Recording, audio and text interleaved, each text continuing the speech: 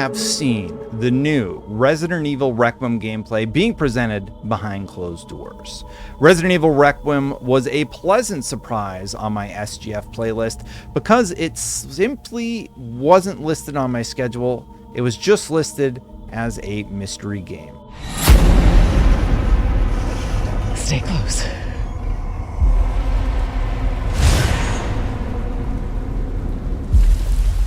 They're coming.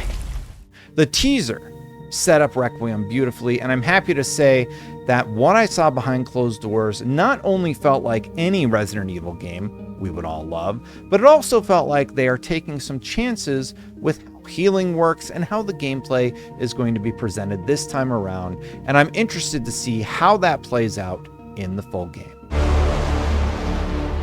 Stay away from that!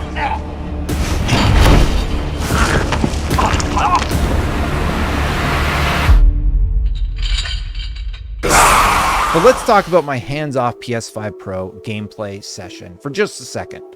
First off, a surprising way to demo the game in my opinion. The presenter told us that addicting fear was the key theme of this Resident Evil, and while I felt there was constant tension, there weren't a lot of moments that really made me feel scared, so to speak. I think that's mainly because, and this is probably just me, but the main villain, I think, looks kind of goofy. Don't know why, but I see its face and it reminds me of Nightmare Before Christmas for some reason, and not so much something that I should actually be fearful of. I'm probably in the minority there, though. The scene we were treated to as the demonstration opened was one where the new protagonist, Grace Ashcroft, was strapped upside down to a hospital bed. She has a needle in her arm and is being slowly injected with either blood or some other unknown substance.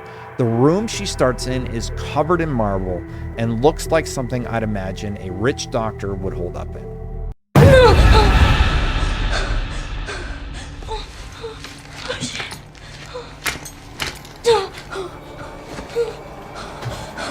What is this?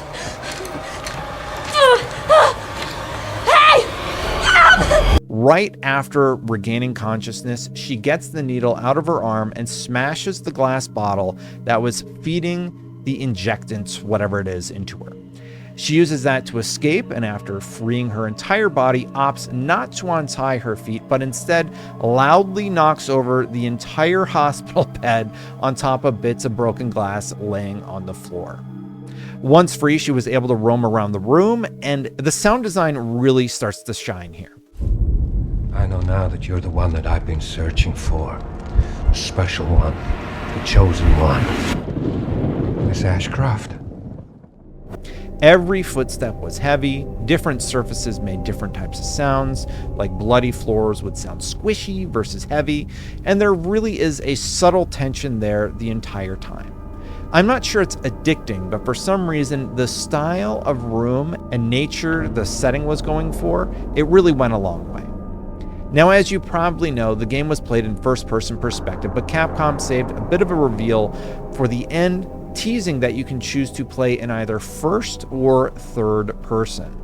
The audience really liked this, and the response has been very positive online. I am also very excited to have the option to switch between them both. Investigating all these strange deaths, huh? We need to keep our voices down. Have you seen the same shit I've seen? Please know that you are my hope. Everyone's gone. Now, in terms of atmosphere, they did tease some bright rooms that seemed safe, but also like super dark hallways that showed off the contextual sounds of the floor and red lights that directed you where to go. In terms of atmosphere, I do think that they've really managed to hit the sweet spot in terms of how you feel when creeping around and trying to hide from the larger-than-life enemy that chases you around. Grace! Grace Ashcroft. Yes? My office. Coming.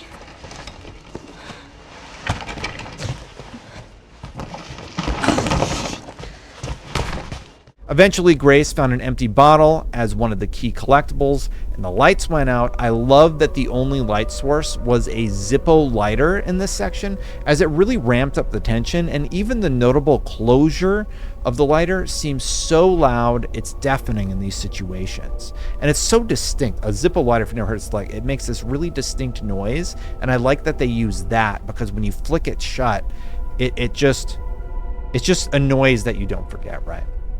Anyway, I had thought the monster would eventually give up at this point, but the demo closed with it destroying that safe space and forcing you to move into new areas. I think if Capcom manages to keep this tension up, they will create something truly great with Requiem. And given how well the remasters have been going, it's clear something cool is happening at Capcom with Resident Evil. We found another body. One that exhibits the same pathology as the others we've been investigating. Now, I need a good technical analyst on this. Okay.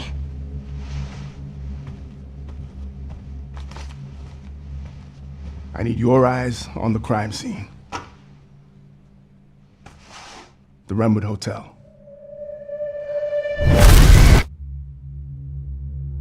I know that's where your mother was murdered.